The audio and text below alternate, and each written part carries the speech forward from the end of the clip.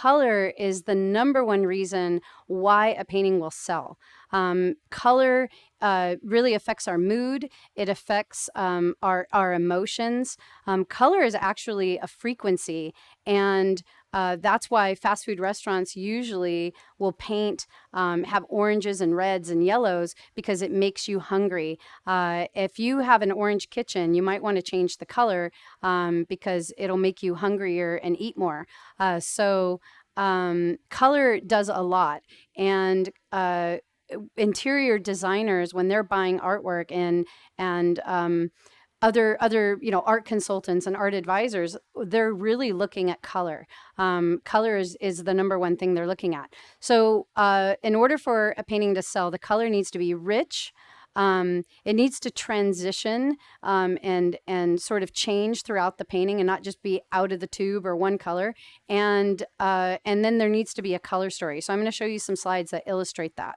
So here for rich color, the painting on the left here that says rich color, that would be an example of that. Whereas the other painting, everything just kind of seems anemic. It seems muddy. It seems dingy. It seems like there's a filter over it and it's not as inviting. That type of color tends to sell less. How you end up with anemic color is if you neutralize your color by mixing warms and cools together in oil or in acrylic. If you just mix too many colors together and it gets kind of muddy, if your water or your solvent is dirty and you're kind of mixing muck into your paint, then that's something that can cause that.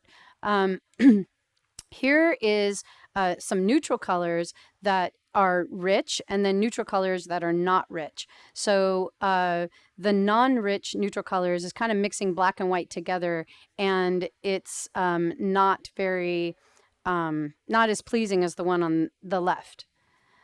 Now this is color that is transitioning.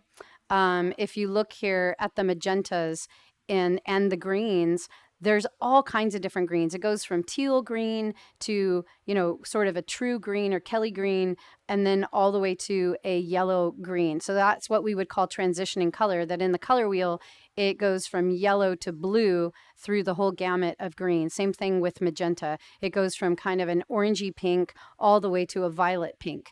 And if you look at the painting on the right, everything is the same. It's the same white, it's the same blue, it's the same purple. Everything's the same. It's like this painting was made with 3 colors. Now, I think paintings that sell well are going to have a color story. So I'm going to illustrate all kinds of different ways to have a color story.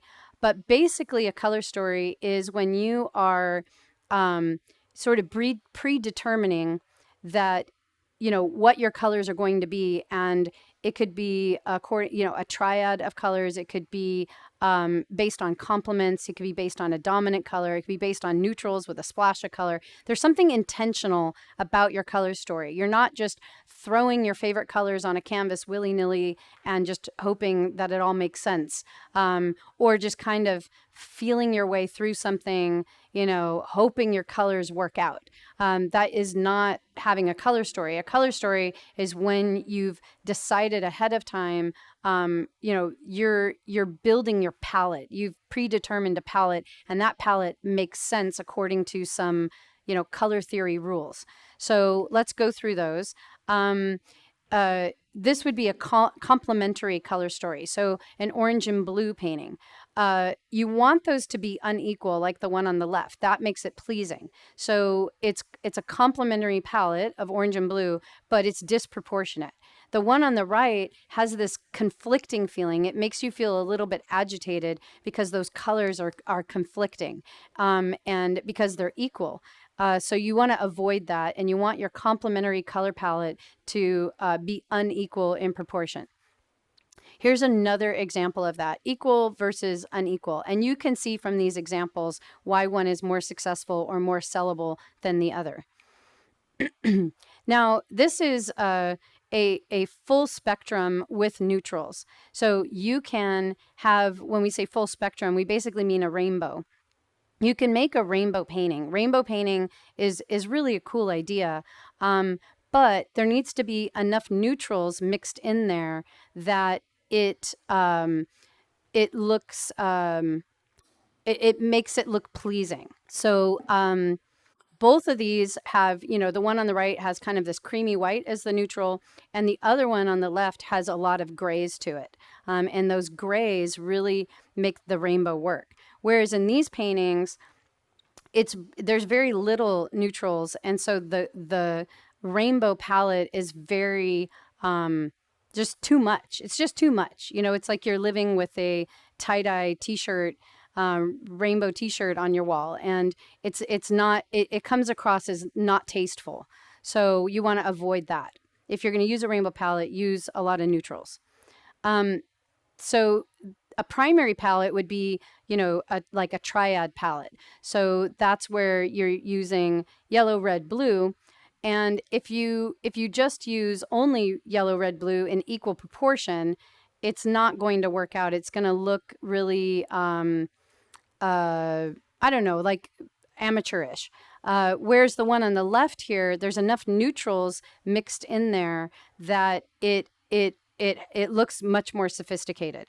So a primary palette is a good idea, but you need to mix neutrals in with it.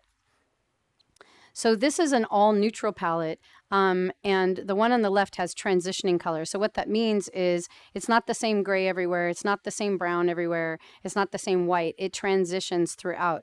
Whereas the one on the right, it's like the same gray, the same white, the same brown, and it doesn't change as it's moving throughout the painting.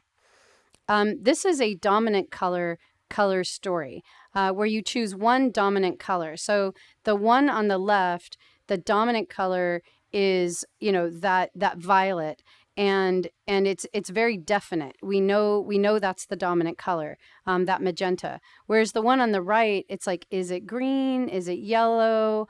I'm not so sure. Maybe it's orange. There's kind of a mixture in there. And even though it's probably green, it's not as definite. So it feels like the color isn't as successful or sellable. The reason a dominant color is more sellable is you can put that in a room where you want to highlight magenta.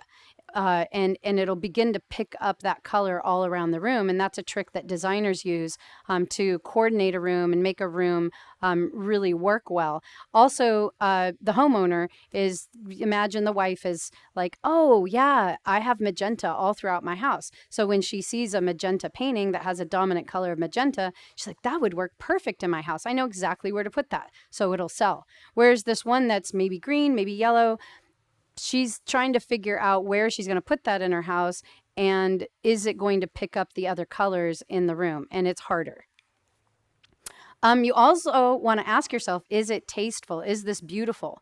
So this is a very similar color palette, but one is the tasteful version and the other one is less tasteful. What makes it less tasteful is really the sort of out of tube colors, the intensity of the colors, that the mixture that yellow sun is having on the water and turning it green.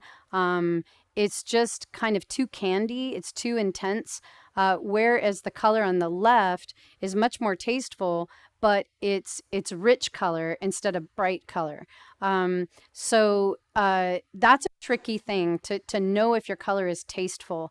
And I think a good way to know, and if you want to elevate your taste, is sort of feast your eyes on tasteful things. Look at interiors, look at color and how it's being used in really high-end furnishings, really high-end fashion, really high-end, rooms, and see what colors are they using, and then look at your own painting and try to imagine your painting in that room. Does it fit? Are those colors the same? So taste we can always elevate our taste. I need to elevate my taste. You probably need to elevate your taste. So we can elevate our taste by just looking at things that are high end. So this is another example of tasteful versus not tasteful, although it's the same color palette. And so you can kind of see the difference and draw your own conclusions from that.